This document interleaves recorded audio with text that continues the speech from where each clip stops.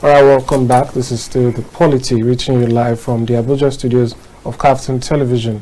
And I will delve more into the issue of the election aftermath, particularly how the APC hopes to consolidate power and bring together the various factions and forces that are currently still having some level of infighting and battling. Joining me right now to speak on this is the Secretary, APC Directorate of Agro and Commodities, Mr. Redson Tedeke. He joins me now to speak on the issues of the APC's path after the elections. Thank you so much for joining us. Good afternoon. It's nice afternoon. It's nice being here. I love what you have here. It's beautiful. Thank you so much. Thanks for coming. All right, let's start now with the basics of it. Elections are over, but it seems as though campaign. There's another level of campaigning going on. People say it's the first of its kind, where a winner has emerged, a president-elect is ready, has been given the certificate of return. Yet it seems as though there's still this bickering. What's the path forward, and how do you think the party is going to, bring people back together so that the work of governance can actually begin and politics can take a backstage? Well, the reality is the bickering is expected because of the nature of campaign that we had. Usually what we always have is where seasoned politicians go into an electoral campaign process, and then expectations are either met or not met, and people go back to the drawing board to think of what to do next. But this was different. Now, I am an APC member, but I have the obedience. You have the NSAS group that practically became a core of the obedience structure. And I tell those that are willing to listen, the concept that I will be the head and not the tail is actually wrong when it comes to development and growth within the society. And so people must accept that in everything you go to in life, there are going to be winnings and there are going to be what? Losses. So we are struggling in this process to be able to accommodate. We don't see losing as a part of the electoral process. So it is a mental challenge, a mental issue. I know they talk to the Chris, but it's a mental process. And so when you see it as though the campaign process is ongoing, because unlike before, and I'm going to use this not because it's not derogatory, but you see, under the Buhari presidency, the Northerners are not really very social media savvy. They are not always on the internet. They will not challenge you if you like. Tear. You will see the result at the end of the day. But what you're beginning to see is that under the Asiwaju presidency, you're likely going to see where the Southwest, that are called the home base, are going to be confrontational with regards to every challenge, with regards to every issues that are associated with the presidency, with regards to the results, with regards to the election itself. So what you're saying, what is seeming as though we are still campaigning, is because you see both home base, both forward attacking formation going at themselves and forgetting about what matters. And what really matters? The elections have come and gone. What matters is how do we set the agenda for the next 4 years. Now, Asiwaju has set his manifesto. What I expect people to begin to do at this level is to query the manifesto. As a farmer, I should be able to look at that manifesto. People have been coming to me and saying, okay, you promoted the agricultural component of Asiwaju. What is going to happen in agriculture? And I'm able to put it down for them and say, in the next 4 years, you are going to see the Agbado revolution. You are going to see the Agbado revolution, where what is available in this country becomes the source of our own growth and development, right? And so we should begin to query that document. And so Nigerians should begin to talk about it so that in the next 4 years you have an idea of where you are going. But because, like I said, the social media is based on click. It's based on, what I'm talking about. The more people click on your post, the more what? The more revenue you generate. So people are out there making money and forgetting what really matters. What really matters is governance. So all those bickering, whether it's intra-party or inter-party, are primarily a continuation of the sentiment expressed in the election because people no one lose. And that is crazy. That should not happen. All right. We'll definitely delve into the details of that aspect of the manifesto, and I believe you are best placed to answer those questions. Yes. But still on these issues, let's speak about key persons being involved in this.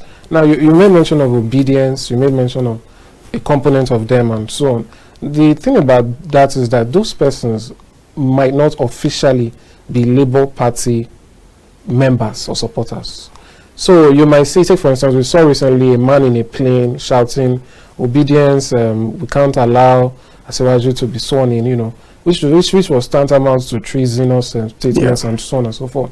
But people will say he just claimed to be an obedient. Now, on the flip side, looking at the APC, some persons within the party with official positions have made certain statements that people might consider divisive. Take for instance, Mr. Bayo Onanuga, who's a senior colleague, because he was a journalist way before perhaps I was even born. And he's used some words, I can't even say it on TV here. And in other instances, he made statements of, Anambra cannot rule Lagos, and people, saw the ethnic connotations to that. So we have Mr. Femi Fani Kayode, another key member, official position, saying that we will annul, I don't want to use the words on, but he made some statements. So that being said, is there an issue here where perhaps the people who are officially with Asiwaju Bola Ahmed Tinubu shouldn't be caught or shouldn't be seen to be adding to these things? Similarly with the Labour Party, for those who have official positions, take for instance, the vice presidential candidate himself also made some comments, So these are official people who have very direct positions that you cannot deny. How do we go forward from this so that at the very least, the supporters by the side know that those who are officially involved are not doing this, so we will also not do it? First is to talk about the issues. If you talk about the issues, then you eliminate a situation where people in leadership position at the party level will have to respond to issue queries out there. Now, why I will refer you back to the social media, because whether you like it or not, platforms like yours, okay, who of course you're on traditional media platforms, but online you're everywhere. You almost if I go to Facebook I see, if I go to YouTube I see, if I go to Twitter I see your videos. You have become the fastest way to get for Nigerians to have access to information, and that has become the biggest marketplace right now.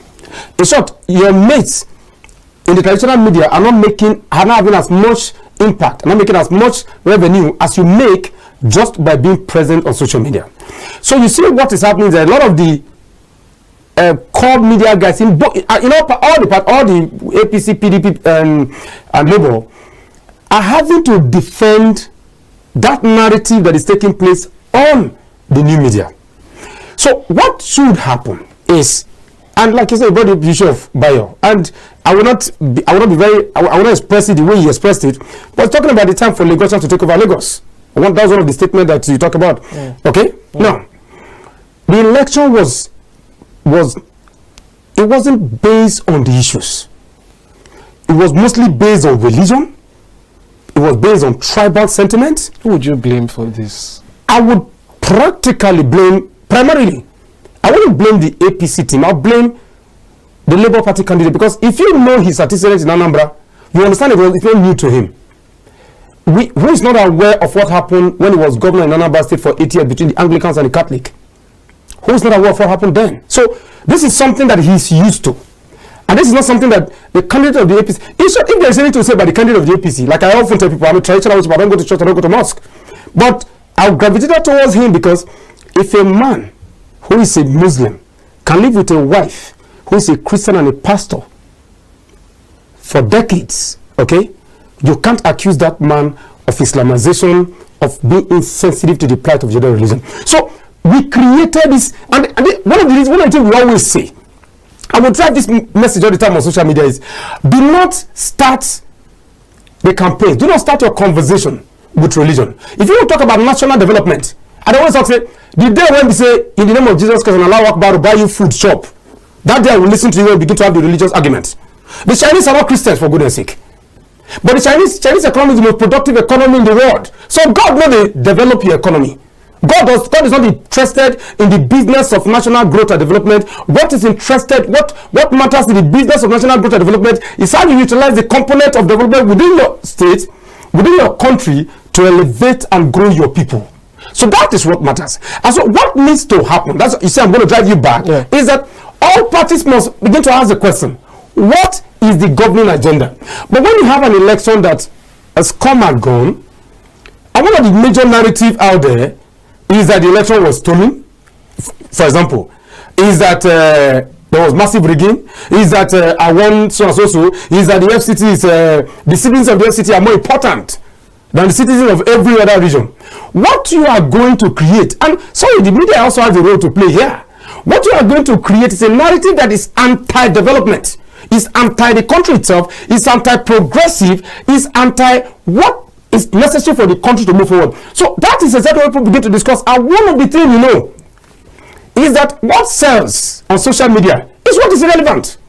Why is TikTok selling? What does TikTok offer you and I? Why do you think that the algorithm of TikTok in the US is different from the algorithm of TikTok in China? What is on TikTok in China is all about growth, development, and the progress of the Chinese state.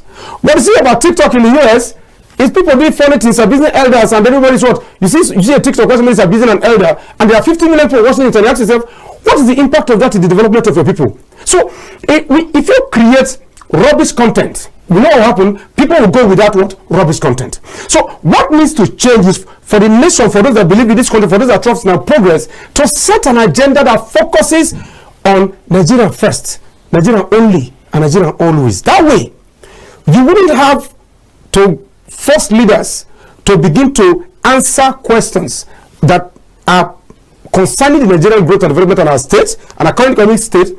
I am an APC person, but I criticize MFLA more than anybody. I got benefit from the CBN with regards to the Anchor Brothers program, but I criticize the CBN for the Naira redesign policy. Why? Because it was a flawed policy that killed farms across the country. My farm suffered. I was throwing away eggs. It's just it got to a point I was using egg to pay my staff salary. Think about it that way. So I was feeling the pain of a policy that came from both the CBN and in some cases from elements like Governor Erufai said, element in the villa. That was destroying my business. So I was the one that said on television, I said, I looked at what I said, you well. You remember that popular this thing? I was the one that said it. Because, boss, you be president. I will suffer. I support you. And then the things that spoil from my farm because we want to do a policy that was literally confiscating our naira. There is no way in the world, even in the US, that is that 5% of the population is holding, only 5% of the population is holding the currency. More than 20% of most of these developed countries hold their currency. So what do they do when they say make only 5% of all the whole currency? But 70% of the population live in rural Nigeria. Don't have access to banks, don't have access to ATM, don't have access to funds. And then you're telling me that you want to do that design. Now your problem with that, do they have road to do places? Do they have water to drink? Do they have hospitals? So what are you telling me about Naira design? So when we focus on what does not matter, what finally comes to play is that you sit down and then listen to nonsense from social media and then you focus on responding to those nonsense. And most of the time when you respond, you can become aggressive. Like people like me, I'm always very aggressive when I respond. Or you can become mild and reasonable if you want to be a diplomat. But bro, social media doesn't understand diplomacy.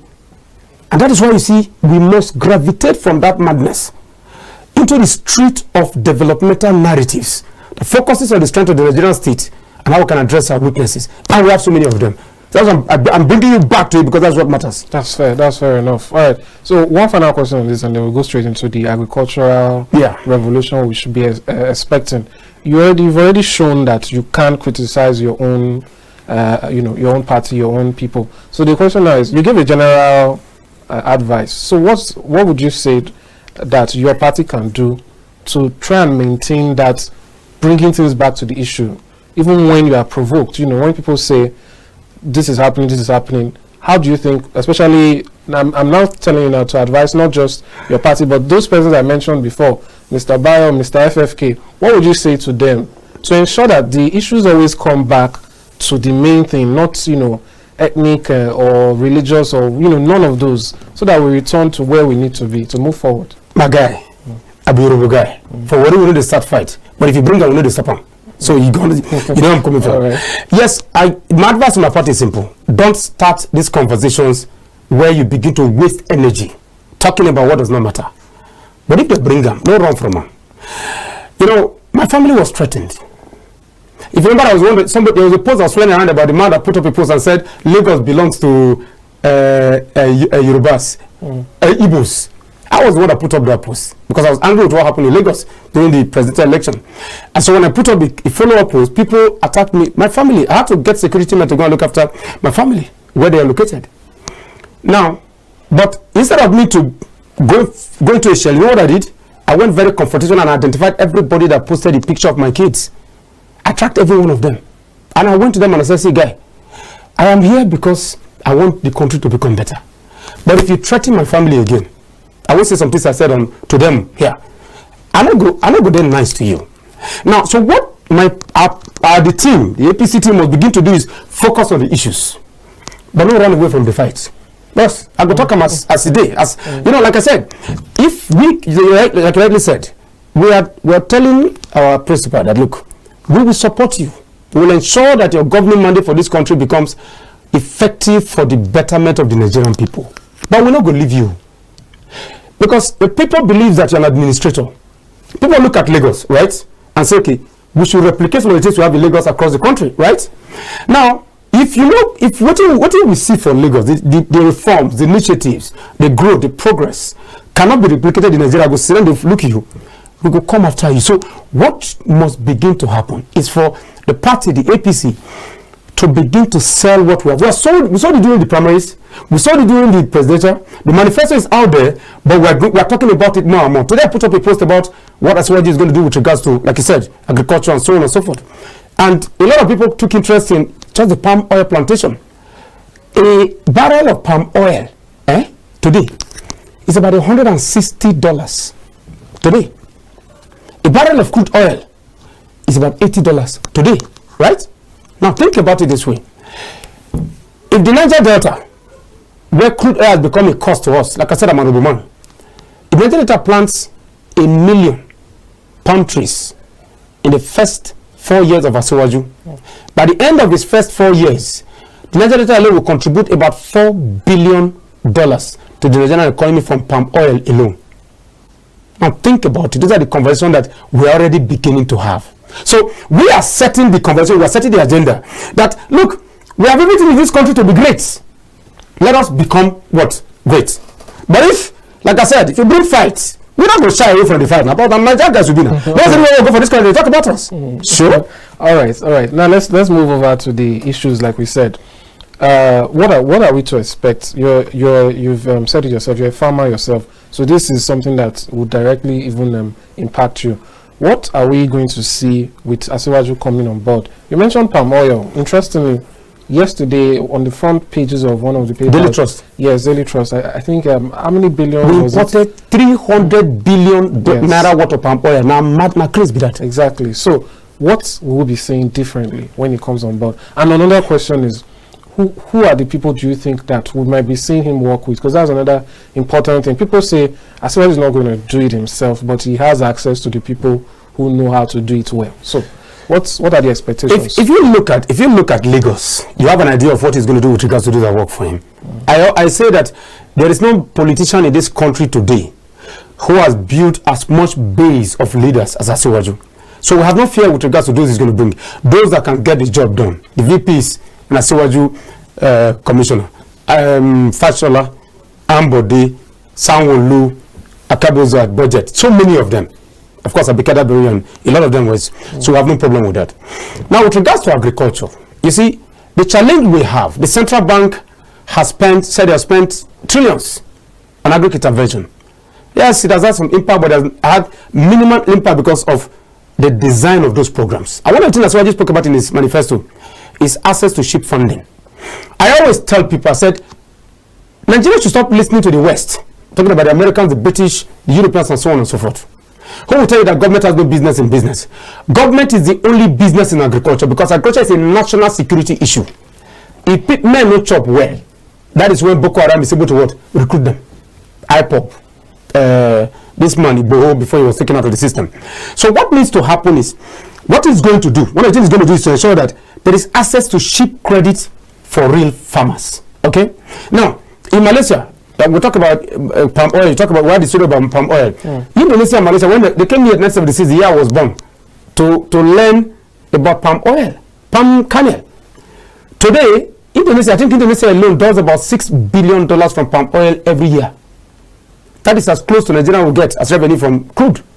So what needs to be done right is we need to have long-term funding for farmers, for real farmers, not Abuja farmers. Because there are so many farmers whose farm are located in one building, sitting under Abuja, and then because they can write proposals, those are the ones that have access to money, or that's what CBN gives. I didn't know real farmers too. They are family dollars now for town here.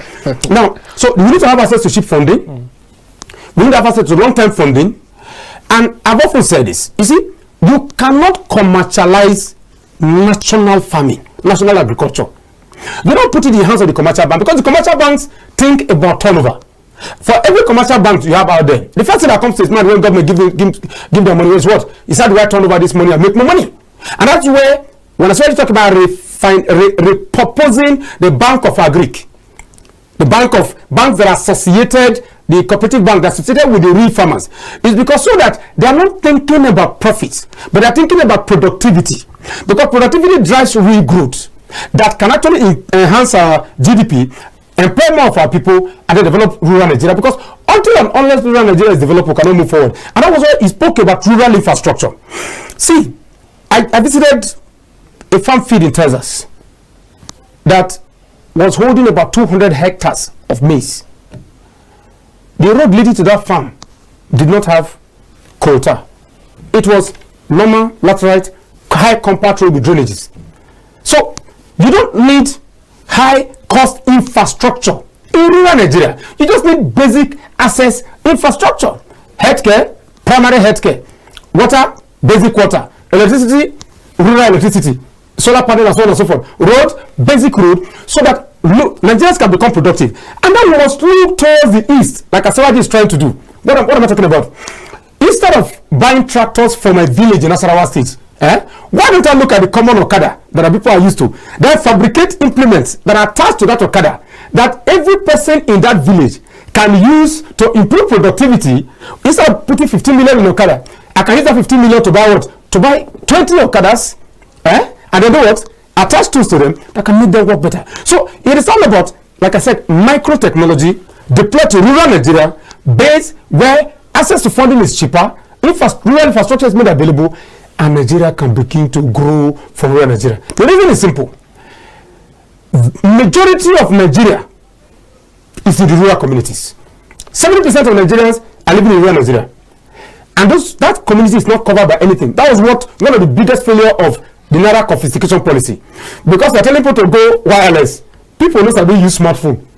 They don't get access to mobile network. Is it made duty wireless? How you want to work? You get the point? So all of this is what he has packaged together. And some of us are working on it and drawing up what can be done right in rural Nigeria, so that you can have a massive productivity in those places. What is holding Nigerian back from double-digit growth in our economy is lack of proper development in the agricultural sector. We need to build on what Buhari has done. Yes, there's a lot of opening up in agriculture with regard to PNB. Now we need to take it to the next level. And what is the next level? Micro productivity in rural Nigeria, access to cheap funding, agricultural hub. I operate a farm that is a ruga, and people get scared of that word, right? Yeah. Ruga in the sense, look, we need to, in Israel, just after they became an independent state in 1948 or so, what did they do? What did they do to create a uniform and structural cultural integration in Israel was the cubic farm model. What are they? They are rugas, where a community, they build community of farmers.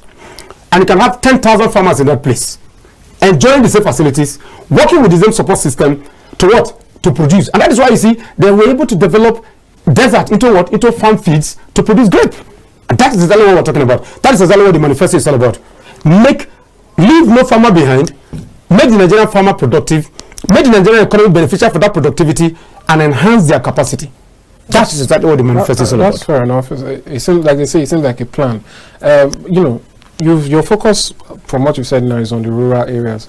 Just the other day, I saw just a comment by someone in tech, and he was what's the word? Will I say commending the agricultural sector? He said that some persons who try to transition into agriculture or farming, they just quietly slink back after about some months, because it's not as they say, it's not beans, so to speak. So the question I want to ask now is, while speaking about the rural area, is there an opportunity here for graduates and experts to also key into this? Perhaps anytime people hear about agriculture, they're also thinking about agri-tech.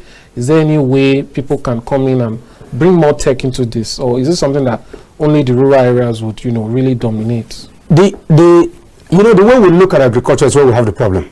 Okay, I have a farm, for example. It's a clinic in the farm. doctors and nurses, right? There's a fabrication unit in the farm, engineers and co.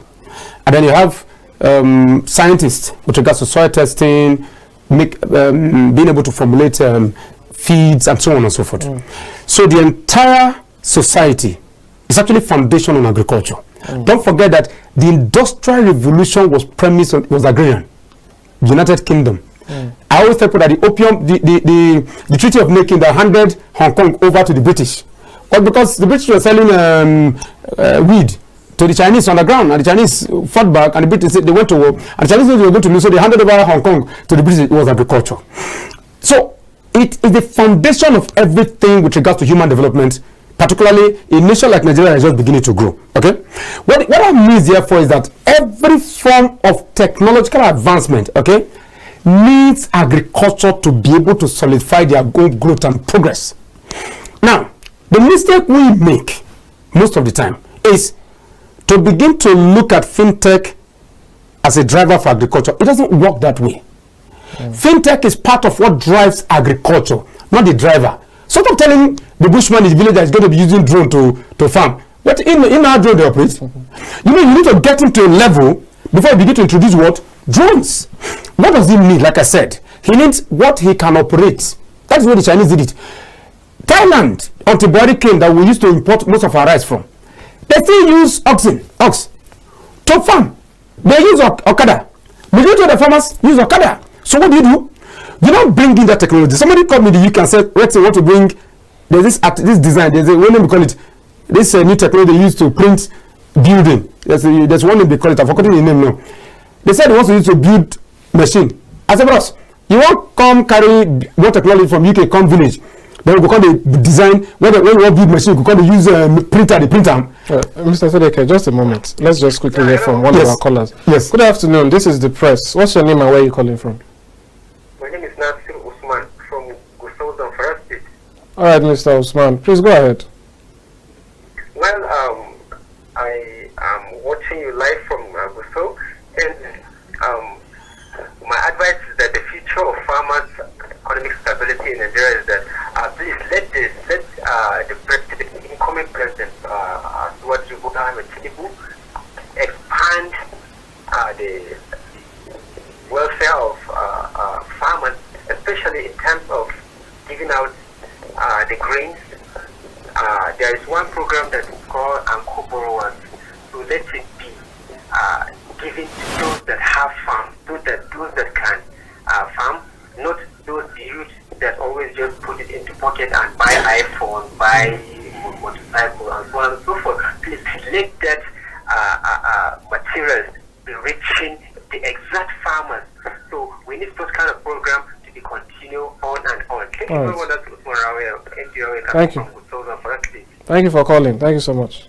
Yes, I think it's it's right. You know, we talked about it. That's exactly what I'm talking, because people who see, we need a national farmers database. I'm coming to where it's coming from. We need to understand. We need to know what is the number of farmers that we have in the country. We started working on that already. So if you have 1 million pig farmers, if you have 100 cattle farmers, you have all of this. You pool them together, and then use that to be able to plan policies. So, like I was saying earlier, there is no need to introduce technology that will literally be destructive and not be effective. If you take tractor to most of our communities, they will not be able to use it. And then when the parts get, like the John Deere's of this world, when the parts begin to have issues, you're not able to replace them, really. Because for you to replace them, sometimes you have to place order from the US. So all of the structures, the doctors, the engineers, all of these people are getting out of school, they must understand that agriculture is not short-time business. And that is where government needs to come and build the foundation.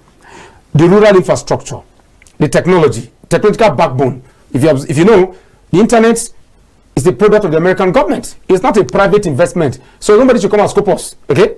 The government built the infrastructure. And then what did the Bill Gates and co do? They tap into that infrastructure.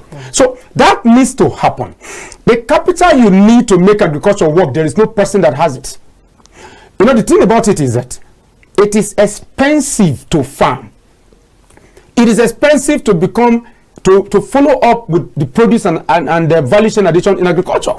So what you need to do is the government to step in and create the base. Then what individuals now do is to step on that foundation to to now elevate the narrative. It is in that process of elevation that technology can come in. Because what are you doing? Government has provided the platform. You are already farming. Then you can begin to talk about drones, right? Why? You can begin to talk about drones when the fields, we have about over 50 million arable hectares of farmland. Okay? Now, have we cleared 10% of that 50 million? If Nigeria does 50% of the arable hectares of farmlands that we have, which is why clearing of land for ordinary Nigerians to go out and farm is part of the manifesto. So that once the platform has been provided, roads have been provided, telecommunication infrastructure has been provided, land is cleared, tractors or cadres and co have been provided. When you are now going to farm, it will not be like those your fintech guys that go in, get their figures burnt and run out. No, they will not have to invest. Like in my case, I built a dam, worth almost 75 million. I brought in power line to the place, worth over 120 million. So imagine where I am building all those myself. Then what is the role of government? Now they can't collect money from me, that will be the role where they're going to play. Now, so it is all of those people who are taking of coming to agriculture. We need to make agriculture sexy. We need to make agriculture interesting. You need to go to a farm feed and you're seeing a table tennis court, a badminton court, volleyball, football. You need to be able to have a cinema center. You should be able to go to a farm and then you're playing, at least if it's not nine hole, you're playing a 5-hole golf. You get the point. So all of this are in place. People should be able to go to a farm over the weekend and have dirt bikes. You know, dirt bikes, those bikes that you ride on dirt plane. Things like things that makes you want to go back. And once those things begin to come to play, the infrastructure is provided, because all those are part of the infrastructure. Once it is provided, then the development, the desire, the interest and the drive of the ordinary Nigerian to go into agriculture, or the graduate to go into agriculture, or the tech guy to go into agriculture becomes easier. So that decision is what government has to do. And that's what the Asiwaju team is going to. Right, this is all very attractive. So the final question, just to round things up now, is when all of this is being done, the question is, will it be done evenly? You know, we're already seeing things where people say this set of people did not provide enough votes. This set of people provided the most votes, they deserve the most remuneration, and so on and so forth. Can we expect to see balanced development across all regions? Absolutely. And this is, you don't even need to ask. The southeast of this country today literally enjoyed President Muhammad Buhari than most region. Second Niger Bridge, so the major road infrastructure, so many of them. Even though the statement was 5% to 95%, even though that statement was made, if you go and look at the impact of infrastructure development, the southeast benefited more than a lot of regions in the country, more than even the north-central. I always say that, look at the Sukuk Fund. What did the Sukuk Fund do? Did the Sukuk Fund, when anytime government raised that money, what do they do? They share the money equally across all regions, right? So that you will not wake up tomorrow and say, because I don't give you votes, you will not see development.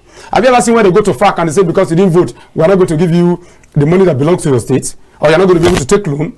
Wike said it now. What did Wike say? Wike said he was surprised that some of the money that they were being owed were paid to him. He was even the one that made us know that so many governors collected money and they didn't tell their people. So you are never going to see, if you understand that the man from Lagos, the man I call the evidential legation, president-elect, picked a man from Anambra, Azubike, to become his budget commissioner in Lagos, you will know that those who did not vote for him, right, will enjoy the benefit as Nigerian for the president who is the commander-in-chief of the Federal Republic of Nigeria, where everyone is treated equally. So there is nothing in his history. There is no corner. It is straightforward with him. Let us grow this country from within.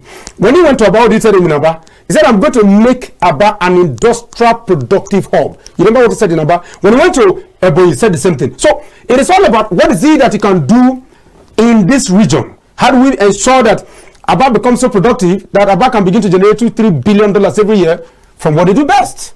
So when a man is saying that, and his history shows that he does not discriminate based on race, that's right, based on tribe, based on ethnicity, why would anybody be troubled about his governing agenda? His governing agenda is a national agenda. Grow this country from within with opportunities in Nigeria for all of Nigerians.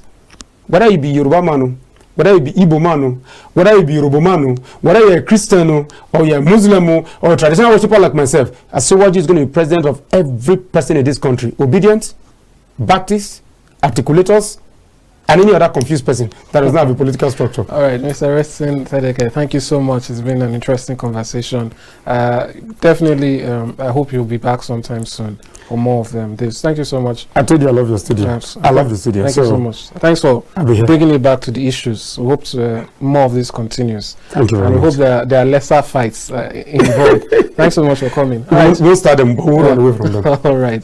That's what we'll take on this program today. Do join us every weekday, 2 p.m. to 3:30 p.m. The Polity comes to you live from our Abuja studios. Have a nice day. See you tomorrow. I am Amadine Ogbewi.